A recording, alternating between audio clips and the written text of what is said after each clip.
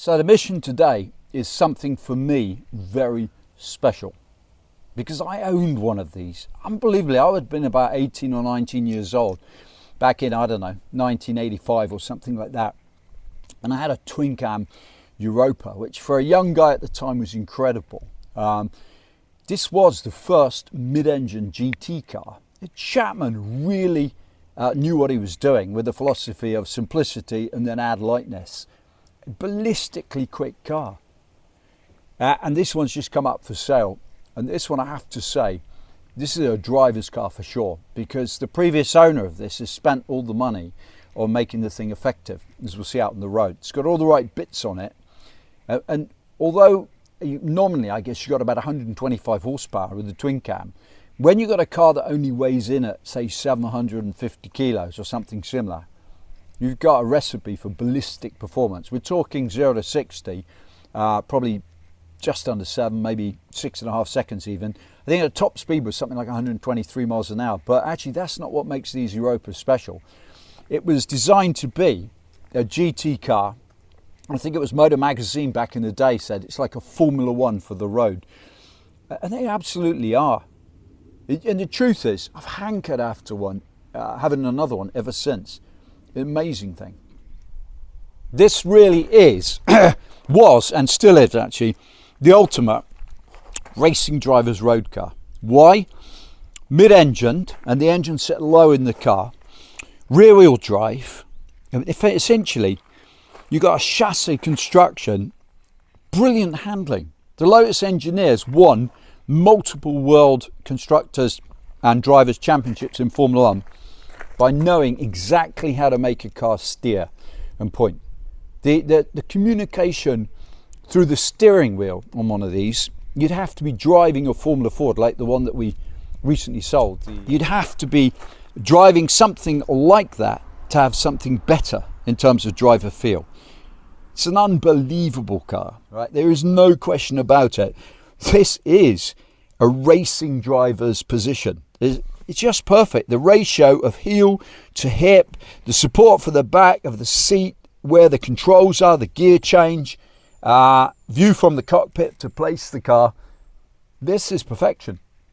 I don't care how much money you spent on a classic, but the reality is, in terms of the ergonomics, this is how I remember my Europa from back in 1985. It just doesn't get any better.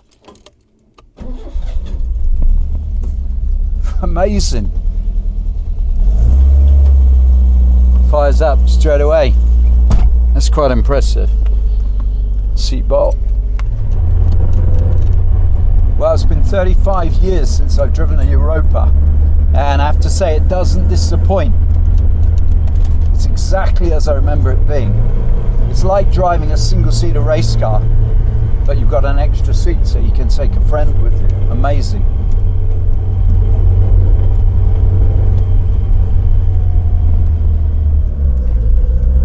I know this road.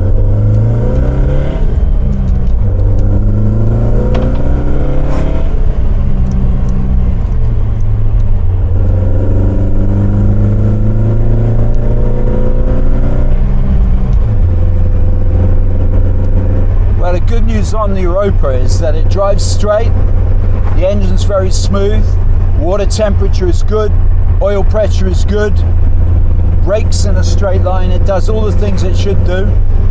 We'll reset the steering. It's got to go through the workshop to have the geometry looked at in terms of putting the steering wheel dead straight ahead. But I have to say, in all respects, this is one that's ready to drive. Not going to cost you the earth to buy or to run. The great thing about driving Europa is you realise that how heavy modern sports cars have become. The reality is, if you make it light, then you don't need as much power, brakes or rubber on the road to control the thing. It's very special in all respects. Drives in a dead straight line, hands off. That's what you want a car to do like this, because you know the fundamentals are in place. This particular one is set up for track day use, so I would say probably needs raising a little if you're going to live out in the country where this one currently does live. You don't want to be grinding it out across the floor. But we scan the gauges on the dash here, you see everything is exactly as it should be.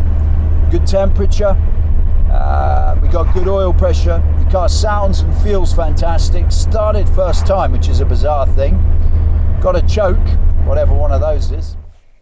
Having come back from the drive, I've got to say, you are not going to get anything as interesting, exotic, or just fun for anything like the price.